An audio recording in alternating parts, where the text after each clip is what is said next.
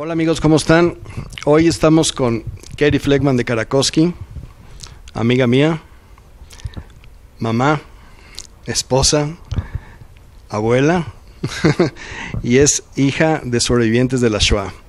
Keri, ¿nos podías platicar un poco de lo que fue tu vida con tus papás, siendo ellos sobrevivientes de la Shoah?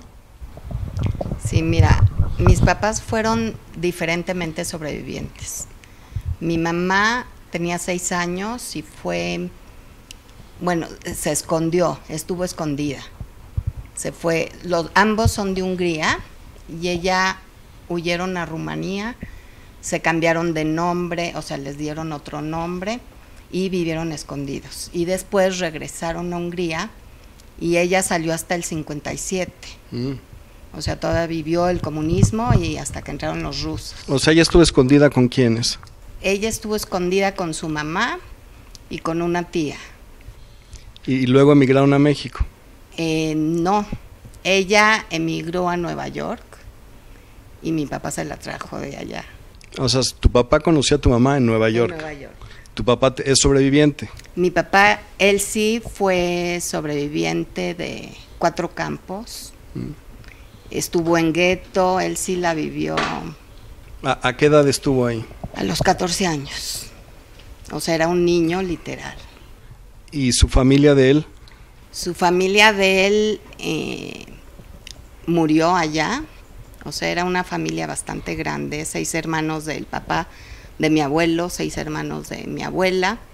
Cada uno promedió 3 hijos y de toda esa familia sobrevivieron 5. Un par de primos, o sea, hermanos entre ellos, y mi papá y sus 2 hermanos. ¿Y una vez que fueron liberados, ellos emigran a Nueva York? No, bueno, los primos sí, y los 3 hermanos emigran a México. ¿Y dónde conoce tu papá, tu mamá? En Nueva York. O sea, Nueva le York. Dicen, hay una hungarita allá, y se fue para allá. Así fue. Así fue. Muy bien. ¿Y cuándo llegan a México? Mira, mi papá llegó después de la liberación. Él tenían una tía aquí en México. Entonces mi abuelo, que en paz descanse, cuando estaba en el campo, vivió unos meses nada más con mi papá. Lo despertaba todos los días en la madrugada a que le repita que él se va a salvar y que va a llegar a México a una dirección específica, creo que Uruguay 63, y que él es su objetivo. O sea, él a fuerza está muy joven y se tiene que salvar. Y así fue. O sea, estuvo a punto de morir N veces. ¿Y aquí estudió alguna carrera? No. Él, obviamente, a los 13 años, pues estaba, yo creo, pasaba primero secundaria o estaba en primero secundaria, hasta ahí llegó con la estudiada. Okay. Porque después de la guerra tuvo que sobrevivir solo, entonces no tenía ni para comer. O sea, cuando él llegó a México, era cargador en la Merced y de hecho su español lo aprendió de ahí. Ok, ustedes son 4 hermanos. ¿Cómo eran tus papás con ustedes? ¿Hablaban de la Shoah? Mira, mi mamá, o sea, lo único que sabíamos y sabemos es eso, que vivió escondida, que usaba otro nombre a los 6 años. Ya luego me platicó una tía, la que estuvo con ella, que salía ella a jugar y les daba miedo que dijera, pues tenía 6 años, que dijera, oye, no me llamo así, me llamo asado, y estamos escondidos, pero que nunca dijo nada. Y ella como que en mi casa nunca se enfocó a ella. O sea que en esa época, según lo que he estudiado últimamente, recientemente, en los últimos años, se ha considerado a esa gente sobreviviente. Antes consideraban sobreviviente al del campo. A los que estuvieron en el campo de concentración. Entonces, haz de cuenta que el sobreviviente era mi papá. Sí, ¿y tu papá platicaba algo? Mira, él platicaba, somos muy tradicionalistas. y siempre llevamos una casa kosher porque él decía que cualquier persona se puede sentar a su mesa con kippah o sin kippah, porque él sabe lo que es no tener que comer.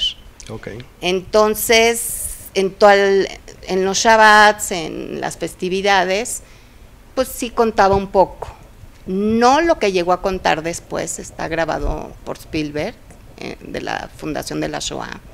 Ahí contó cosas que nunca había contado, pero había contado episodios de su vida sin profundizar tanto. Bueno, a mí, yo creo que a mi hermano mayor, a Mauricio, yo creo que él sabe muchísimo de su vida, pero trabajaban juntos, era el mayor, era hombre. O sea, en la casa ahí sí tuvimos diferente. O sea, si tú entrevistas a él y me entrevistas a mí, haz de cuenta que vivimos en diferente casa. Ok. Tú perteneces a un grupo de hijos de sobrevivientes de la Shoah. Sí. ¿Es un grupo grande? ¿Qué hacen en el grupo?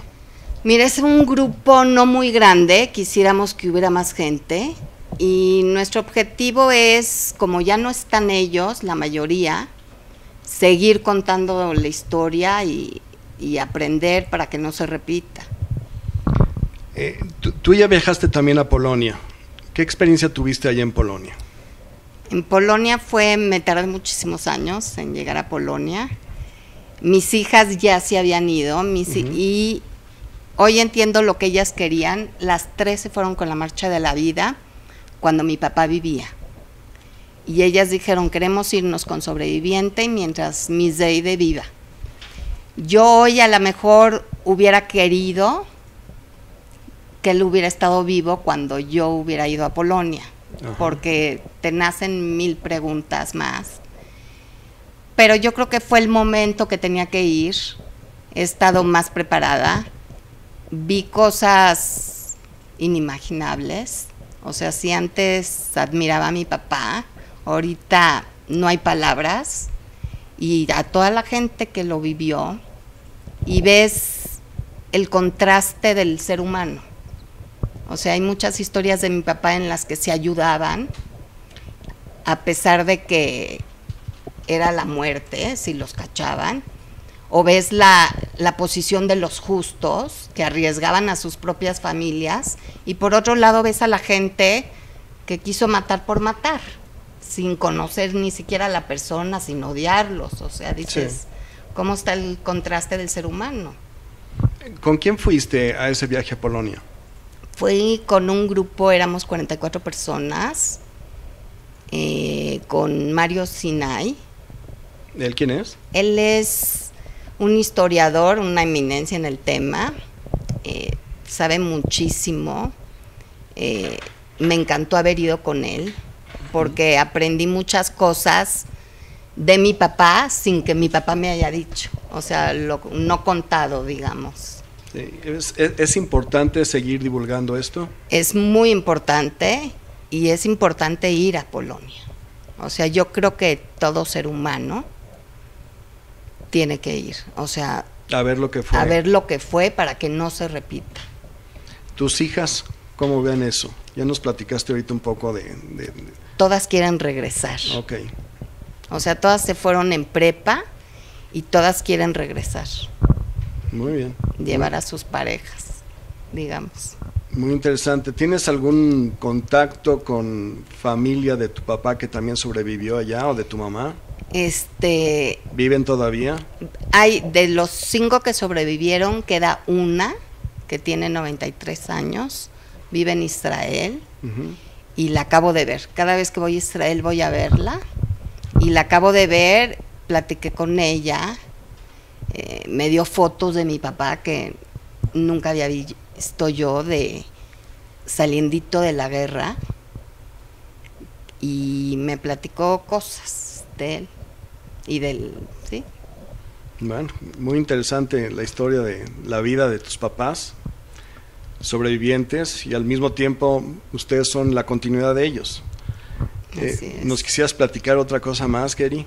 Pues sí, yo creo que la juventud tiene que aprender los valores que tenía esa gente, el valor de la honestidad, de la amistad, de la sobrevivencia.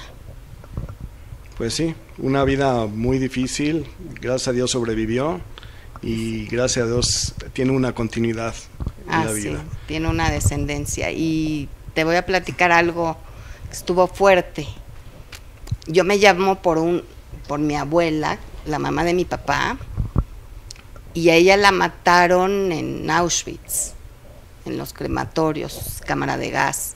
Y estuve ahí 10 días antes del aniversario de su muerte.